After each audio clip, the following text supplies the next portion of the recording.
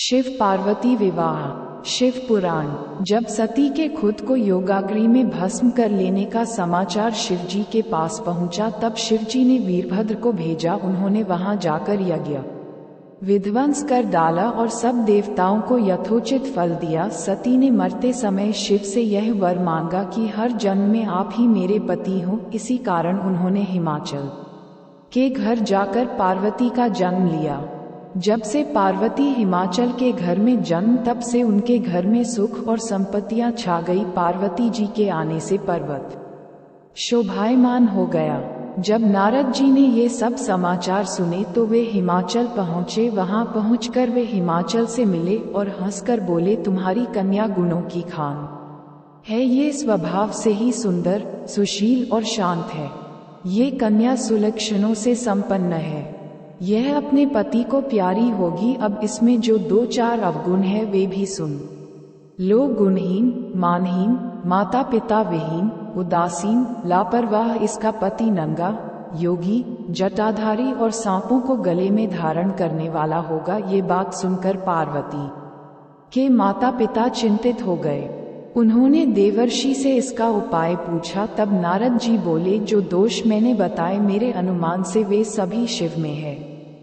अगर शिवजी के साथ विवाह हो जाए तो ये दोष गुण के समान ही हो जाएंगे। यदि तुम्हारी कन्या तप करे तो शिवजी ही इसकी किस्मत बदल सकते हैं। तब ये सुनकर पार्वती जी की माँ विचलित हो गई। उन्होंने पार्वती के पिता से कहा, आप अनुकूल घर में ही अपनी पुत्री का विवाह कीजिएगा, क्योंकि पार्वती मुझे प्राणों से अधिक प्रिय है।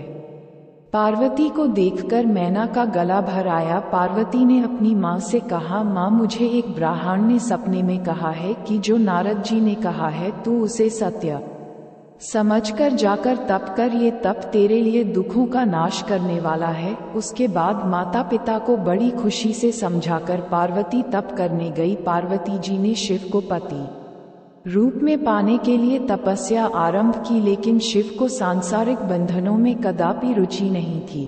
इसलिए पार्वती जी ने अत्यंत कठोर तपस्या की ताकि शिव प्रसन्न होकर उनसे विवाह कर लें। जब सप्तर्षि सती की परीक्षा लेने गए, सप्तर्षि ने पार्वती से जाकर पूछा, तुम किसके लिए इतना कठिन तप कर रही हो? तब पार्वती ने सकुचाते हुए कहा, आप लोग मेरी मूर्खता को सुनकर हंसेंगे।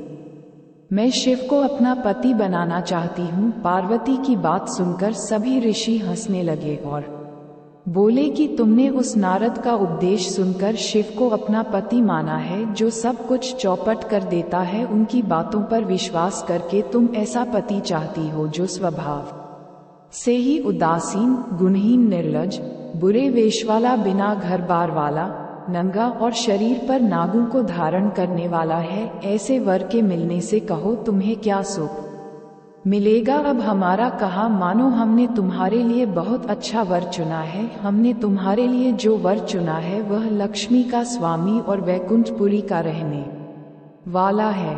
तब पार्वती उनकी बात सुनकर बोली, कहा है कि मेरा हठ भी पर्वत के ही समान मजबूत है। मैं अपना ये जन्म शिव के लिए हार चुकी हूँ। मेरी तो करोड़ जन्मों तक यही जिद रहेगी।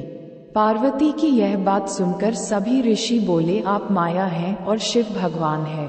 आप दोनों समस्त जगत के माता पिता हैं। ये कहकर सप्तर्षि पार्वती को प्रणाम करके वहां से चले गए। पार्वती जी की दृढ़ निष्ठा ने जीत लिया शिवजी का मन। वर्षों तपस्या करने के बाद एक दिन पार्वती जी के पास एक ब्रह्मचारी आया। वह ब्रह्मचारी तपस्विनी पार्वती का आग्रह स्वीकार करने से पूर्व बोल उठा, अरे जैसी सुकुमारी क्या तपस्या के योग्य है?